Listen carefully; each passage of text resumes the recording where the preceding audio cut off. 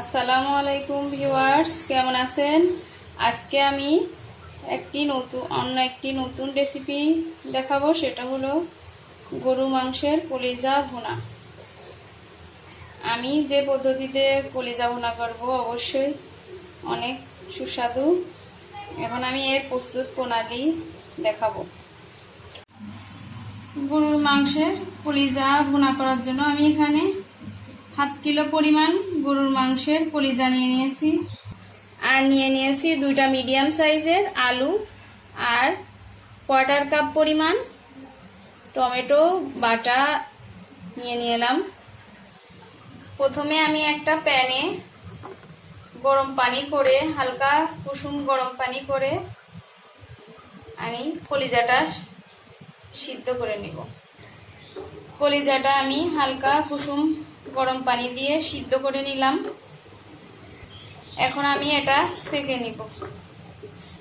এখন আমি একটা প্যান দিয়ে এতে কোয়ার্টার কাপ পরিমাণ রান্নার তেল দিয়ে দিলাম, আর হাফ কাপ পরিমাণ পেঁয়াজ কুচি দিয়ে দিলাম।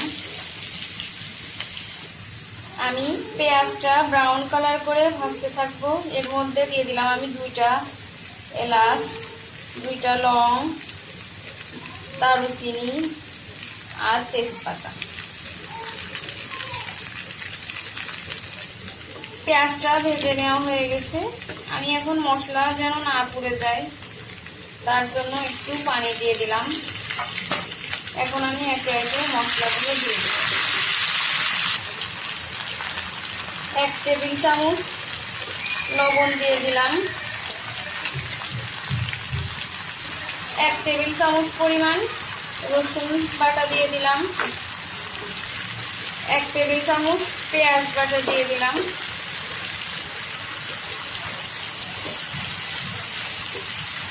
আরও দিয়ে দিচ্ছি 4-5টা কাঁচামরিচ কেটে রাখা, 1 চা চামচ পরিমাণ আদা বাটা, 1 টেবিল চামচ পরিমাণ জিরা বাটা,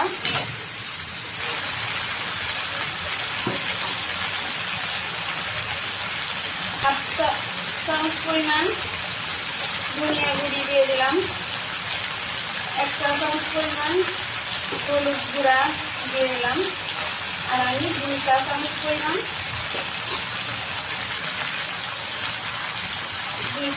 পরিমাণ শুকনো মরিচের গুঁড়া। আপনারা মরিচটা আপনাদের স্বাদ মতো দেবেন।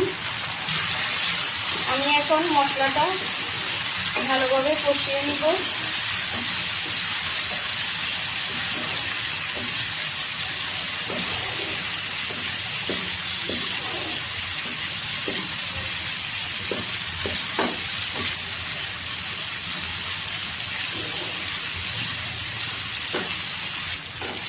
মশলাটা কষানো হয়ে গেছে। আমি এখন এতে টমেটো বাটাটা দিয়ে দিলাম। আমি এখন টমেটো বাটা দিয়ে ভালোভাবে মশলার সাথে আবার কষিয়ে নিব।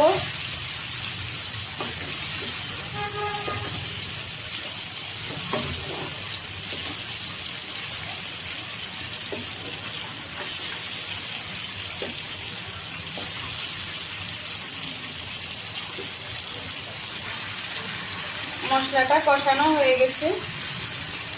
আমি এখন এতে সিদ্ধ করে রাখা কলিজাগুলো দিয়ে দিব।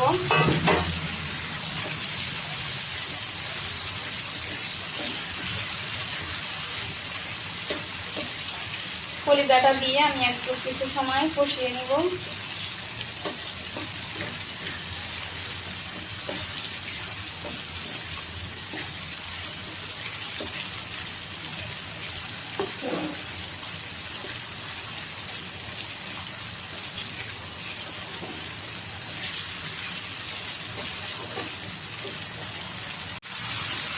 কলিজাটা মাংসের সাথে, কলিজা মশলার সাথে কিছুক্ষণ কষিয়ে নেওয়ার পরে আমি কেটে রাখা আলুটা দিয়ে দিব।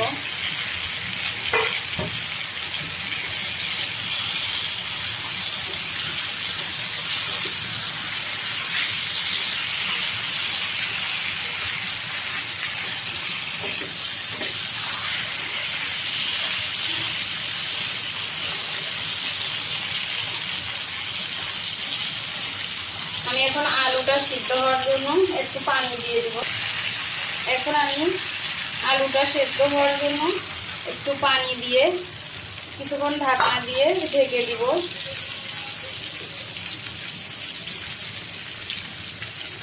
সিদ্ধ হওয়ার জন্য আমি এখন এটা অপেক্ষা করব। কলিজা আর আলু দুটা সিদ্ধ হয়ে গেছে। আমি আলুটা ছোট করে নিয়েছিলাম, সেই কারণে তাড়াতাড়ি সিদ্ধ হয়ে গিয়েছে। এখন আমি এই পর্যায়ে আর একটু পানি দিয়ে দিব।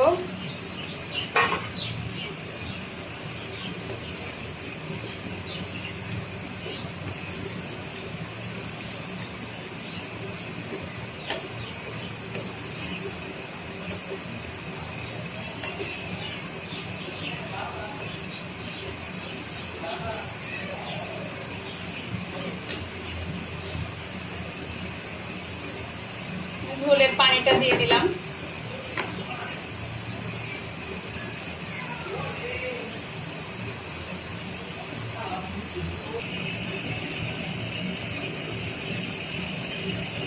ঝোলটা শুকিয়ে এসেছে। আমি এখন হাফ চা চামচ পরিমাণ গরম মশলা গুঁড়া দিয়ে দিব।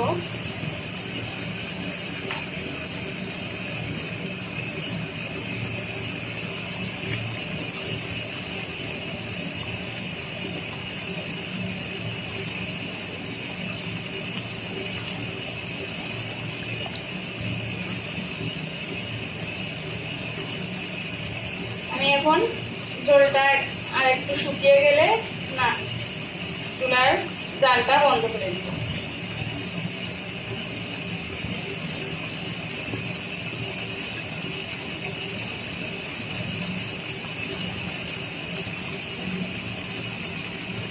এ পর্যায়ে আমি লবণটাও চেক করে দেখব।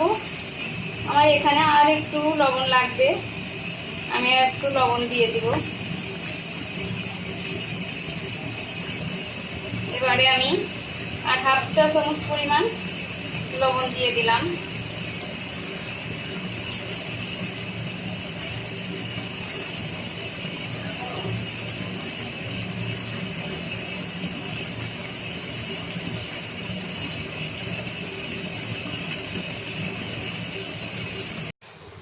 হয়ে গেল আমার আজকের গরুর মাংসের কলিজা ভুনা রেসিপি। আমার এই রেসিপিটি যদি ভালো লেগে থাকে তাহলে প্লিজ সাবস্ক্রাইব মাই চ্যানেল। আজকের মতো এই পর্যন্ত। আল্লাহ হাফেজ।